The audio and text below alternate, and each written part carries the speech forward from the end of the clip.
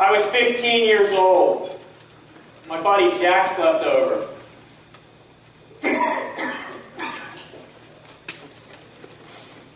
He had a coughing fit for hours. It was deep, constant, breathless. My parents weren't home. I was scared to death. Jack, wake up! Oh, what? Oh, man. You know, wake the guy dreaming a joke. Dude, Joe, beautiful blonde. Tom, are you all right? He realized he had never told me. You see, ladies and gentlemen, Jack had cystic fibrosis. According to the Cystic Fibrosis Foundation, more than 70,000 people worldwide are affected by this chronic disease that often cuts life short. The main symptoms are thick, sticky mucus. How would you live your life if you knew you had an expiration date? Jack knew we wouldn't make it past the age of 25. He saw the look on my face, a mixture of shock, pity, and helplessness. But he told me not to worry, because it's not about dying. It's about living. Jack was 4'11" with a 5-foot smile. He lived his life the way that we all should, like we are dying. I never saw him sad, angry, or remorseful. He carried the potential burden of an early death like it was a pocket full of change. He never knew it was there until he heard the jingling, or in his case, the call. Through high school, Jack was an active student with a zest for life, but unable to participate in sports. He took great joy in being behind a camera. He would often hand his candid shots of our playing and would simply say, "Live life." He also wasn't afraid of being on the other side of the camera, where he always jumped in front of yearbook pictures screaming, "Isn't life great?" He often introduced himself as Hank. There was no particular reason, except it was amusing. Jack went to Widener University because it was too much of life to live and learn. I went to see him my freshman year. We were stopped by Mr. Campus Policeman as we were walking down the street for laughing too hard. He said, "You're drunk, soon to be disorderly." No, just living a good life. Still suspicious, he said. "Don't ever come back again." I told Jack I would die if my parents ever found out. He laughed. Said it's not about dying. It's about living.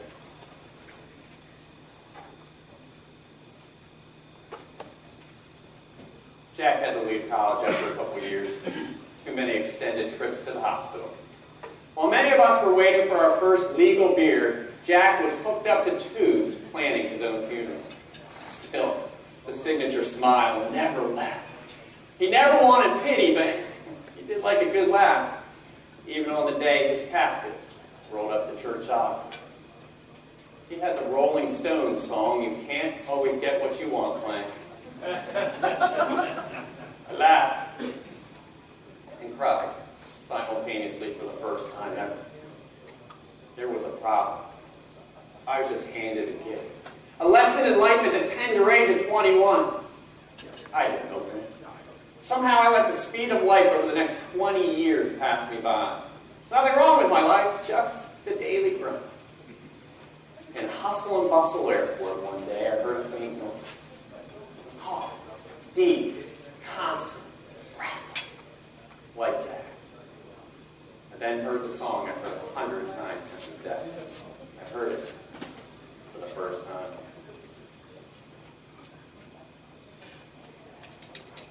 A flood of repressed memories came back. I grabbed the old yearbook when I got home. Dear Tom, many things have happened between us. You don't know how scared I was that we would never talk again. After I asked Jody to the prom, "Thanks for not getting mad." 4'11", and he always got the girl. I'm really glad we got to spend a lot of time together over the past couple of years. Well, I will end this, not with goodbye or good luck, but with remembering to live life. Jack. You can't always get... You don't want always get what you want. But if you try sometimes, you find you get what you need. I needed Jack, even 20 years later. He lived his life to the fullest, and I had wasted time. But I opened that gift and began to live my life to the fullest. I learned how to play the piano. I took out fly fishing, and although terrified of heights, went up in a hot air balloon. I even wrote a book about my own transformation. Ladies and gentlemen, we all know we're going to die. And tomorrow isn't promised to any of us. So let's make today our day and start living. Let me begin by introducing myself. Hi, I'm Hank.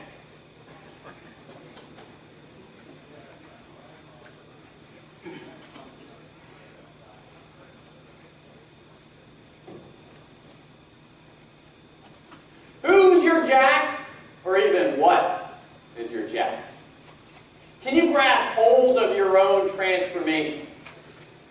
What's keeping you from breaking out of your own comfort zone? What's your catalyst for change? Do you even know the signs that can spur you to be better, stronger, braver? Your ability to cross over the threshold from change thinking to change actions may not be as far out of your reach as you think. Personal and professional success are there for the taking. We all have the ability to change who we are. We need to be flexible to change. Just look at the healthcare industry with constant reform and new medical practices. For example, hands-only CPR is now encouraged. People are being taught to push hard and fast to the beat of the song Staying Alive because it's supposed to have 100 beats per minute. In reality, it has 103.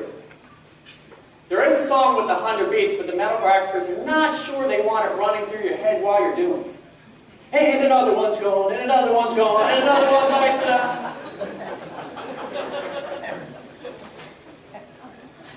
Before we get too deep into the content, I want to share with you that I'm an addict. I'm addicted to Toastmasters. It has changed my life and career. I've had issues with communicating and singing. Although it's done nothing for my musical prowess, it's done wonders for my ability to stop taking 20 minutes to tell a 30-second anecdote. Let me show you how far I've come with the story. My wife and very naive 14-year-old daughter were driving down the road when my daughter asked what that abandoned building was. My very reluctant wife answered, "That's a topless bar." Now, before you think I'm about to get inappropriate, my daughter asks, "What they do when it rains?" Today is a look back on the many milestones I've passed in my life. Some I noticed, some I didn't. As we go through today, I want you to look back on the potential lessons learned in your life and ask yourself, did you do anything with them? It's okay if you did, because it's not too late. Let's take a moment to think about the names of 3 people, animals, events, anything that can or have inspired you. Each may have a different reason for influence, whether it's admiring someone's courage, lessons taught, or learning from your own mistakes. There's a constant in all of this to make it happen. And that's you. Up until a few years ago, I was inconsistent with my professional performance, often cynical, definitely defensive. I've been demoted twice in my career and told I would never reach senior management because they never saw me in the role. Yet I can stand in front of you today and tell you I've never been happier or more satisfied personally and professionally than I am right now. In the midst of a downturned economy, I've thrived with more raises, promotions, and increases in job responsibilities than I could have ever imagined. I've written 5 books. Been part of the National Speakers Association. Been the official announcer at the U.S. National Toboggan Championships. Why am I telling you this? Because it took me years to figure out, but I finally got it. I needed to break out of my own painfully shy and introverted shell and look myself in the mirror. I wanted and needed to change. I wanted and needed to transform. I never believed anything was my fault, including my limited promotions, my slow growth, and my inconsistent satisfaction level. I used my defensive reactions as a protective mechanism which impacted my ability to relate to people or communicate effectively. If you don't believe me, let me share with you some quotes from my performance appraisals from my first 20 years on the job. Tom needs to be more concise in his communication style and ensure he adapts to the audience based on who he's interacting with. He needs to ask more questions for a full understanding. He needs to position his ideas with the audience in mind. He needs to be more confident in his presentations to senior management. He needs to stop second-guessing himself. He needs to avoid shutting down when others don't agree with him, and on and on and on. I've read those a couple times. My managers just didn't understand me. They had to have been copying from my previous reviews from my former manager. It was never my fault and never my problem. Therefore, I didn't do anything about it. I took no actions to improve. I can't imagine why I was never promoted on my own time. Think back to the toughest feedback you ever received and ask yourself, what'd you do? When you're presented with the gift of feedback, you can do one of two things. Ignore it, or do something about it. When I first started collections on the phone, I was an up-and-coming performer in an industry-leading company. In just 2 years, I became a consistent top performer and was given my first management role. In less than a year, I dropped morale like a rock, developed poor management habits, and received devastating focus group feedback. Apparently, being good at your former job does not guarantee you're going to become a good leader. I had every excuse in the book. I managed 35 people on my own in a 7-day-a-week shop with 12-hour shifts. My manager never gave me any feedback. It didn't help that I told anyone and everyone I ran into I should be paid extra for babysitting. For the first of 2 times in my career, I was moved for better opportunities. Code for, you've been demoted. But this isn't some hard luck story. I was a hard-working guy with raw talent just looking for a little direction. Apparently, I was waiting for others to show me the map. But today is about lessons in transforming yourself. Transformation is to look back on the milestones that have enlightened you about 1, self-awareness. 2, belief that you can change. 3, actions spur you to take the actions to change. Let me repeat that. 1, self-awareness. 2, belief. 3, action. What's number 1? Self-awareness. What's number 2? Belief. What's number 3? Action. What's that spell? I have no idea. Not intended to be an acronym. SPA. Milestone 1 hit me like a ton of bricks. After I was moved, I realized my former team was happier, performing better, and didn't seem to miss me. Self-awareness permeated my thoughts. Maybe it wasn't me. A change was needed. I'd been in the Delaware office for about 4 years, and I really wasn't that manager. I was put in a class about this big to become a computer programmer. I had no technical knowledge. I was miserable. I was a communication major intentionally to avoid that stuff. I heard there were new offices going into Maine. Thought I'd talk to the executive, see if he'd give me another shot at managing. I'm not sure I was ready to change, but felt that I needed to change. The executive said he didn't see any growth potential with me as a manager, but I could go up there if I wanted in a business support role, but only after I spoke to my new potential manager. So I did. He knew who I was. First thing he said is, Tom, do you realize you're cynical and that's not healthy for a new and emerging business? I had never been labeled as cynical before. Sarcastic, yes. Cynical, no. I had a growing reputation that was coming to light. I was just smacked between the eyes with some feedback I apparently needed. I left the meeting having to look up the word. I had an idea of what it meant, but wanted a full understanding and context of how it related to me. It means a disbelief in sincerity in human motives. Ouch. I was just a hard-working guy looking for a little success. I just got an inkling. I needed to change my ways if I wanted to taste any of that success. I was more motivated than ever. I wasn't going to let anyone or anything stop me or cause me to fail. I was still fuming over what the first guy said, telling me he didn't see me moving up or growing with the company. Another milestone. Don't let anyone tell you you're not good enough. Prove people wrong. I took that business support role, and I moved to Maine. getting noticed again. I was pseudo-promoted to a made-up position. I was the acting manager of managers. Then the worst-case scenario happened. The manager who loved me moved on, and I got a new one. New manager and I were constantly butting heads, and we're never on the same page. I was reverting back to my old habits. He told me I had no people skills or communication skills. I was beginning to believe I'd never get another fair shot. After another one of my Friday 5 p.m. berating beatdowns where I was told I wasn't cutting it, I went home to hear my wife say, "Wait 3 months. One of you would be hired, fired, or moved on." Thank you. It was her way of teaching me patience. 2 months later, I was moved for better opportunities. I was demoted and moved on. My manager was double promoted. It was the happiest day of my life besides my wedding day and the day 2 of my 3 children were born. But she was right. As I was packing up to move, I was flipping through a book I ironically received from this manager for Christmas and landed on page 47. Surrender to the fact that life isn't fair, in the book Don't Sweat the Small Stuff by Dr. Richard Carlson. It went on to read, who said that life was going to be fair, that it was even meant to be fair? Another milestone. I needed to stop blaming others and start taking hold of take care of my own career.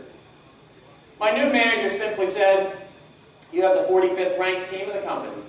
Make them number 1. I trust you. I'm going to give you your space. I believe you can turn this team around." I was beginning to believe in myself.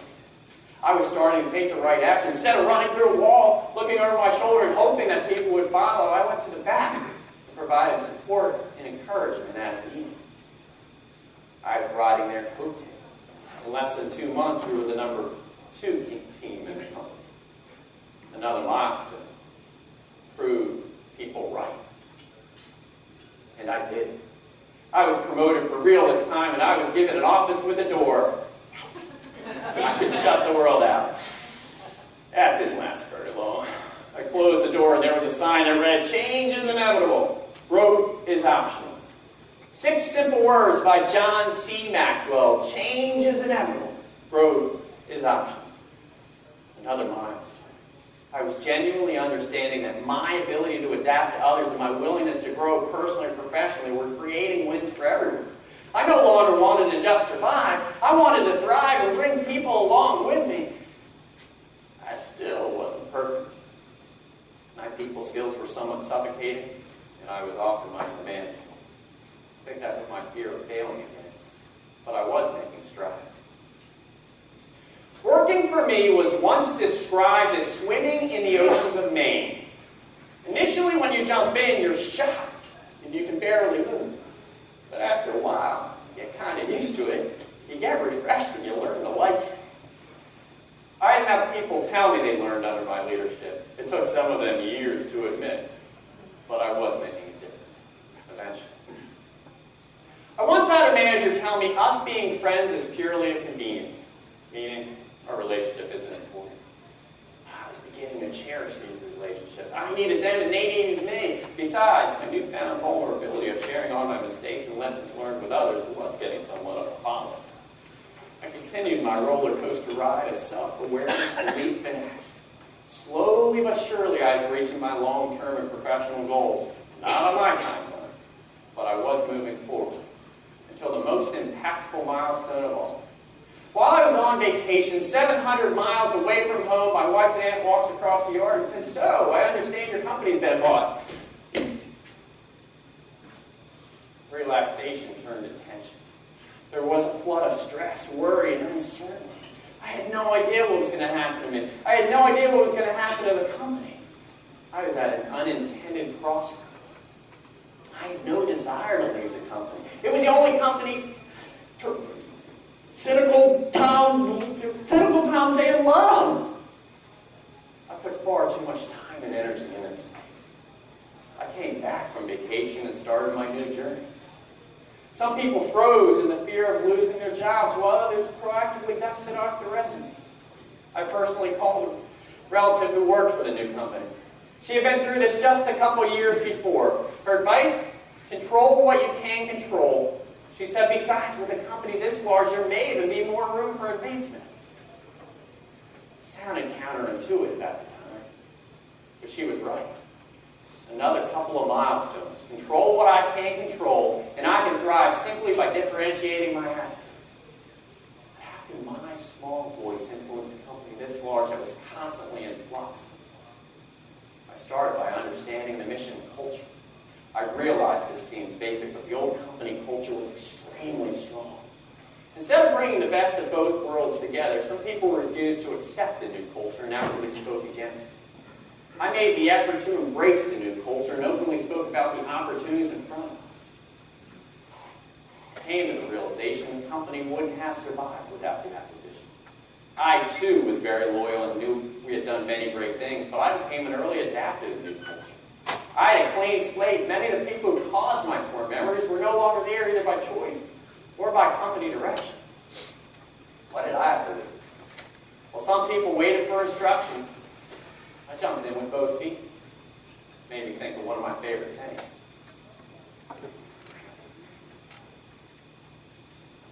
Opportunity seldom labels itself. I found a mentor. I became a mentor. I joined Toastmasters, a flood of new milestones. Be willing to take chances, break out of my comfort zone, find a support system, and finally, stop taking myself so seriously. After I joined Toastmasters, it took almost 2 years before I practiced my first speech in front of my wife. I was on my way out the door to a speech competition in Canada where the winner would go on to the World Semifinals and be in the top 81. Seemed like a good time. I wrote a 7-minute speech about my dog Kevin and rescuing animals. I was so nervous I did the speech in 5 minutes. There's a line in it that says millions of dogs and cats.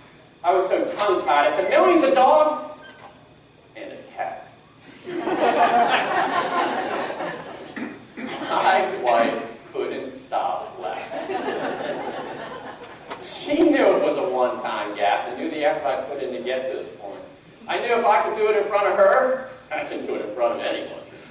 My family's been there to provide me the feedback I needed to hear and provide me the support to move me forward. My communication skills and confidence level and subsequent success grew exponentially when I involved my family, friends, and colleagues in my learning process.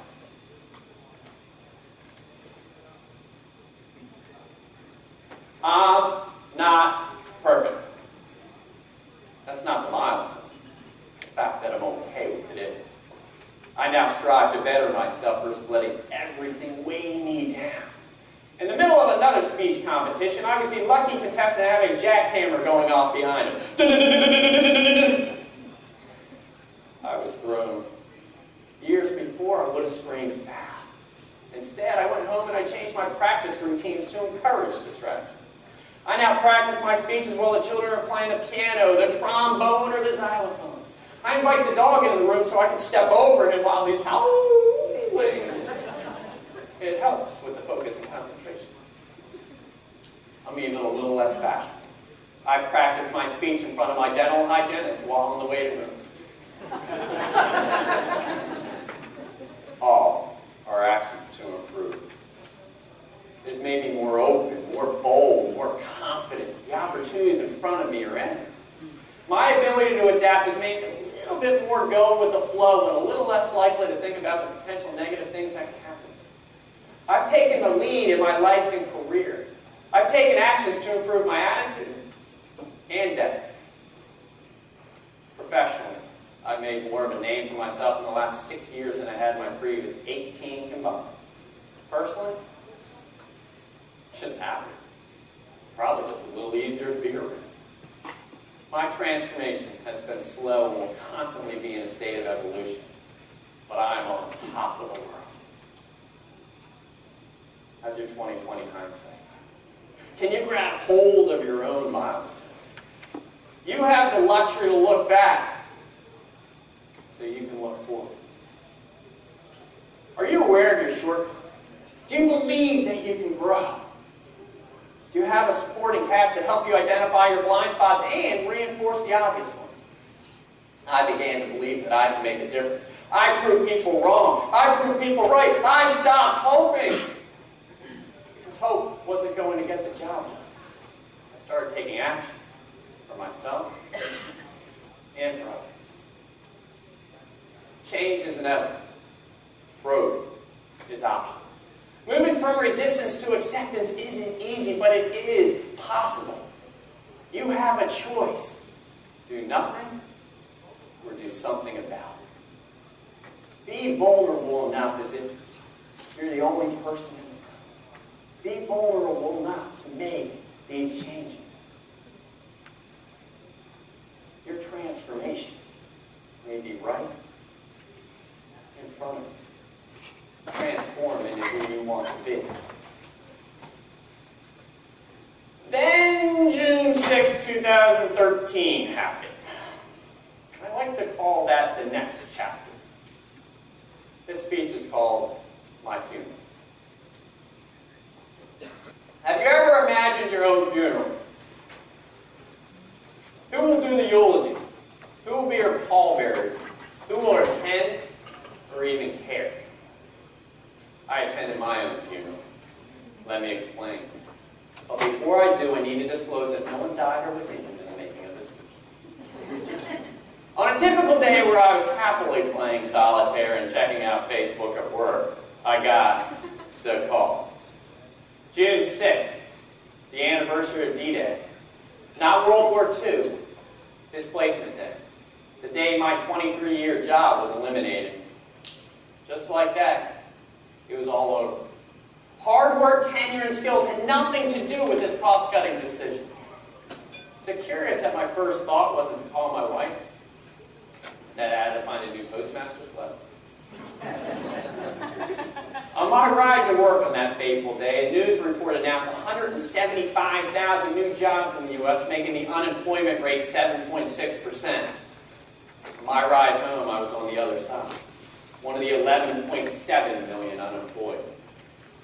To grasp the magnitude, take the entire population of New York City, then add 4 million people. The call was like a shot to the head. I was being put to rest and people were preparing for my funeral. Condolences rolled in. Hugs happened. Tears flowed. How will people see you when you're gone? An old manager once asked if I ran through a wall, would people follow? At the time, I didn't know the answer. I needed to know the answer. That was a lifeline, a call to action. Fast forward 6 years later, I don't recall a more calming day. A day of self-reflection, a chance to hover over my dead body and ask, was my life and career a success? The notes flooded in. Tom, you touched me. Personally, professionally, more than you'll ever know. Tom, we love you. This is your next speech. I ran through a wall, and people followed. But how was I going to tell my 3 daughters that Dad was being sent to a farm just like his childhood dog? The spending freeze on shoes, clothes, and pizzas worse than death to teenagers. My middle child's head tilted at a mourner's angle as a tear slowly rolled down her cheek as if to fall on my casket. My youngest held me in a bear hug as if it was the last time ever. My social media conscious 16-year-old told me that all responses to the relocation question on Facebook are no. As if I had a choice. The denial, the anger, the acceptance, the exhaustive feeling of having my family watch my own demise. But my support system refused to let the last nail go into the coffin as they put in a crowbar made of emails, phone calls, and meetings. I was being resuscitated. How many of you have a will prepared? A will reduces stress and chaos. The run through the wall question 6 years earlier had been my wake-up call. I didn't realize how it would prevent my professional passing. My eyes were wide open as I built an extraordinary career-saving and life-changing network. In Keith Ferrazzi's book, Never Eat Alone, he notes, build it before you need it. Real relationships built over the years provided me meaning and are the reason for my success. I wasn't 6 feet under. I was 6 degrees from Kevin naked. Or at least my next big lead. I wasn't flatlined. I was alive, and my support system was. My CPR. And another one's going, and another one. My job was a celebration of life, not a funeral. It reminded me how deep my love and appreciation really are for my family, friends, and network. I wasn't defined by my job. I defined my own life and was going to do my funeral my way. No, I'm not going to belt out Sinatra. I lost my job, but I found me. I use my displacement as a reaffirmation that when I leave this earth, I'm leaving with no regrets. Think about your own funeral. When your spirit's hovering over the mourners, did you give them something to mourn about? So let's go back to the original question. Have you ever imagined your own funeral? Who will do the eulogy? Who will be your pallbearers? Who will attend or even care? My eulogy was shouted out by the many key people in my network who blew my trumpet with humbling accounts of who I was and had become. My pallbearers carried me when I couldn't go any further. The overwhelming flood of notes and messages showed who cared. I have to admit, I started writing the speech immediately after I got the call, including the ending. We all know we're going to die. Not that ending. The speech ending. The one where I secured a job. It's not overconfidence, just a belief that I'm surrounded by an ironclad network that refused to stop giving me oxygen. Are you ready to see your own funeral? I saw mine.